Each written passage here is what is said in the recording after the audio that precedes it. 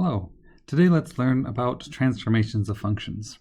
I have here two examples of common what we call parent functions. The graph of y equals x squared, your friendly neighborhood parabola with its vertex at the origin. You should all be familiar with this shape. And side by side, I have a comparison with y equals absolute value of x, the absolute value function whose graph we figured out earlier. I'm also going to consider absolute value function to have a vertex here at the origin 0, 0. So let's remember how we can transform these functions.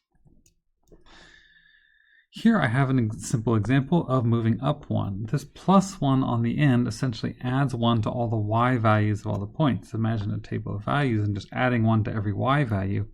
Every point increases by 1. In particular, the vertex goes up 1. And now the vertex is at 0, 1 in both cases. So there's this characteristic plus 1 at the end of the function. Here we have the same situation, except it's down 1 with a minus. This should be pretty simple. You can also move left or right. Here, adding 1 to the inside of the function moves left. One way you can see that adding 1 actually does move left is by substituting in -1 for x. You can agree, I hope, that this function does go through -1, 0. The same thing with the absolute value function, goes through -1, 0. So see how the plus 1 is inside the function with the x, which is why it affects the x direction and not the y direction. Similarly, if you wanted to move to the right, you would subtract.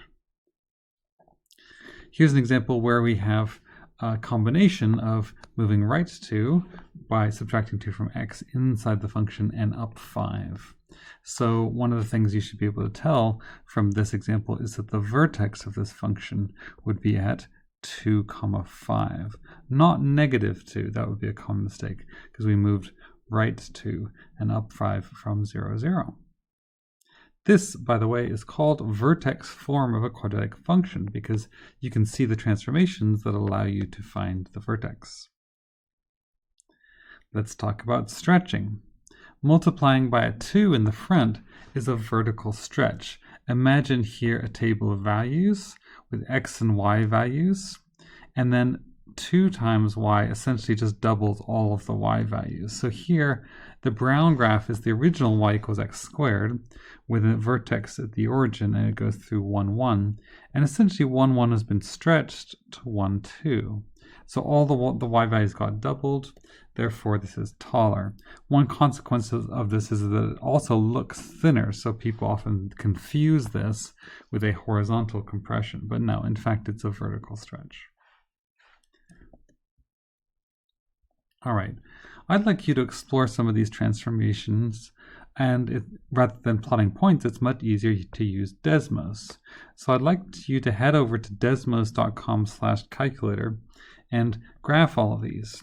Before relying on Desmos, I'd like you to make a prediction about what each function looks like. Try to figure out if you can describe the transformation and then confirm your prediction on Desmos. Take a moment, pause the video, and do this now.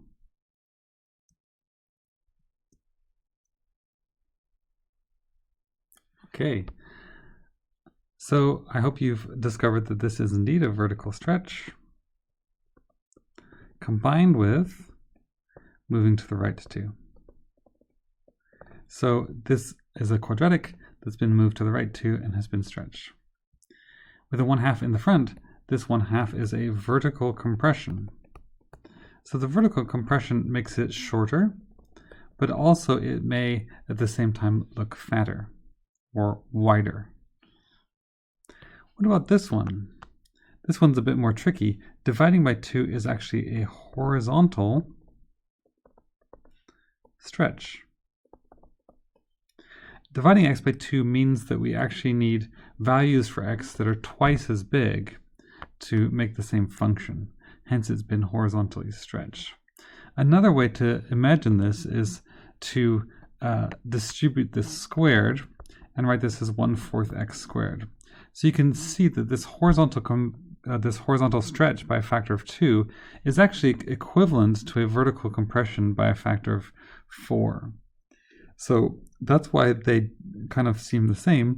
That's why the horizontal stretch makes it seem wider, as does a vertical compression, because they both do the same thing, but not by the same factor. It's one on the right. Multiplying x by 3 is a horizontal compression.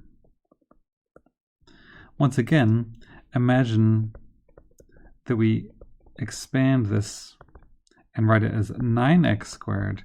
This is the same as a vertical stretch by a factor of 9. That's why often when we write quadratics in vertex form, we don't include numbers like this inside the parentheses. We usually take them out like this. Most people prefer to think of them that way. Whoops, what did I do?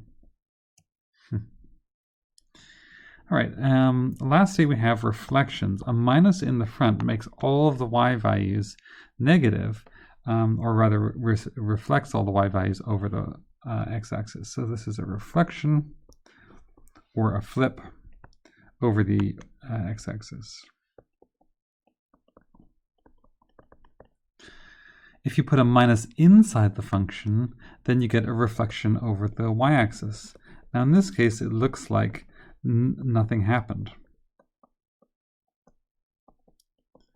But that is, of course, because parabolas are already symmetric over the y-axis. So when you flip y equals x squared over the y-axis, you get the same thing as y equals x squared. Wow. Here's a summary of the different transformations that we just discussed. We have moving up or down, which is sometimes called a translation. We have a vertical stretch or compression. We have moving left or right, a horizontal stretch or compression, and our two reflections. These are the basic transformations that you're going to want to make sure that you know. Take a moment to ask questions if you have any remaining questions about these transformations or how they work. And you can always play with Desmos and experiment and get a feel for this.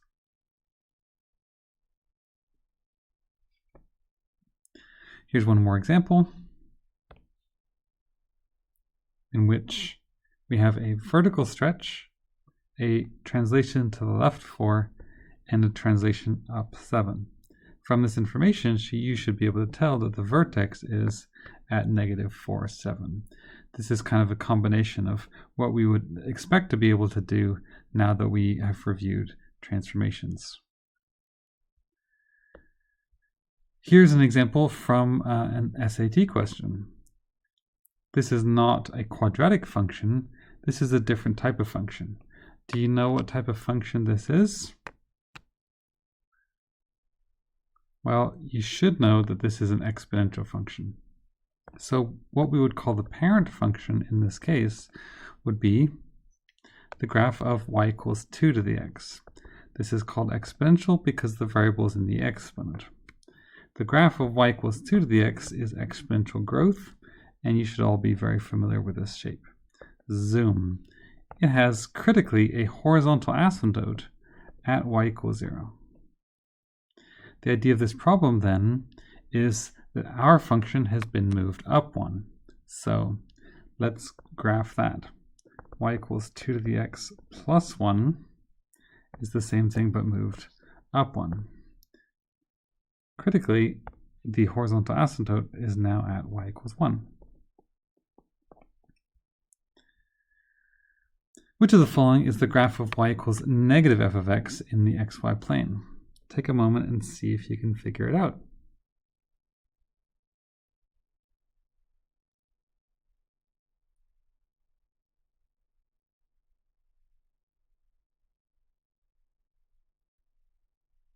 Well, you should have found that the correct answer is C. If you take this function and reflect it over the y-axis, there are two things that happen. The horizontal asymptote becomes y equals -1, which you can see down here. And the function, instead of going up, would go down. And that is a direct reflection of the y-axis. To make that more visible, I can draw the original function like that, and you can see the reflection. By the way, answer choice A would be the reflection over the y-axis. This would be f of -x, would give you answer choice A, the original function having looked like this. Okay, so the knowledge that you're supposed to have to solve a problem like this is you're supposed to understand what the parent function looks like, y equals 2 to the x, and you're supposed to be able to graph y equals 2 to the x plus 1, understanding that that looks like this, where it's been moved up 1. Then they want you to understand the idea of this transformation with a negative in the front. So this is a classic example of a question about transformations of functions. Take a moment to ask questions if you have any.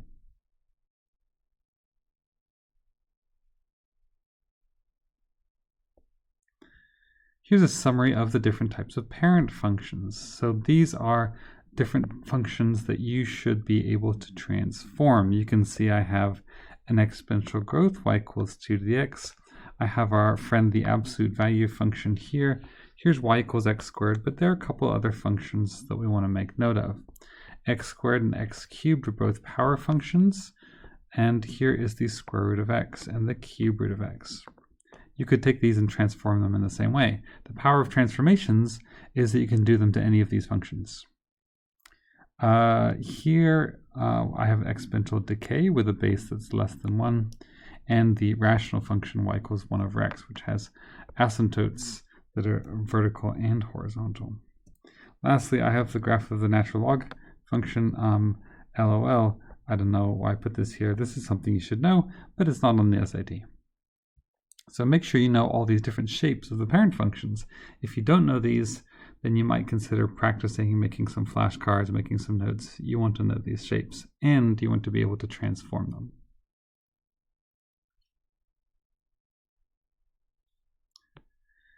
In your Barron's Math Workbook, section 5-6 is the corresponding function. It's a section about transformations of functions, and so that's what we're going to assign as homework tonight, and I'll give you some time today to work on that.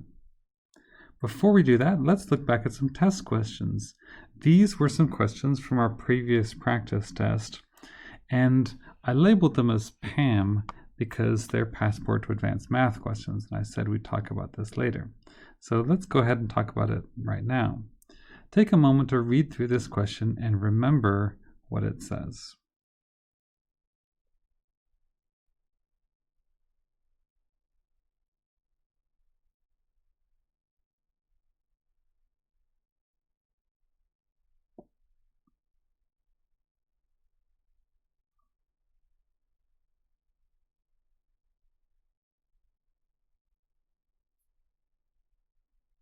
Okay.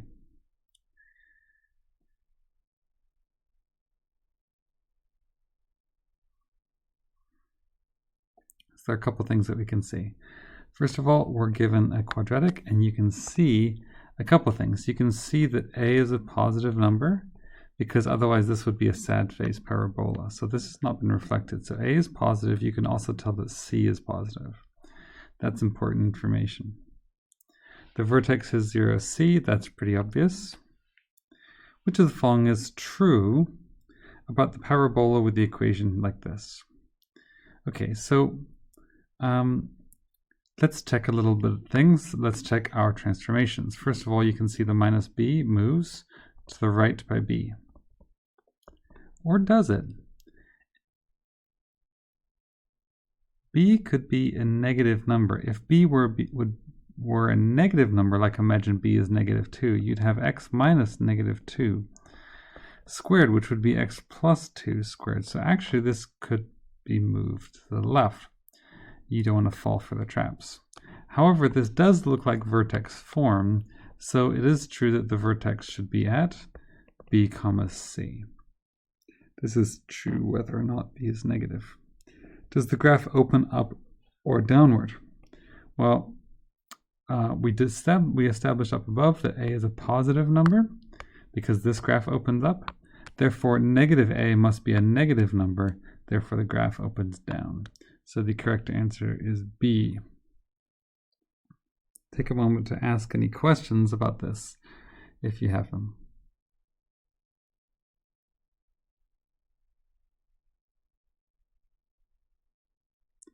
By the way, if you're struggling with a problem like this, one thing you could always do is try plugging in some numbers. Plug in some values for A and C, and then you're going to want to make up a value for B as well, and that might make it easier to answer the question. So don't be afraid to do that if that would be helpful. Okay, I thought I had one more problem, but it must be on another page. So let's take a moment to practice. Please use the time from now up until the break to work on problems from Barron's Math Workbook, section 5-6. Section 5-6, the problems begin on page 327. So we'll work on this until the break, and then we'll do part 2 of the lesson.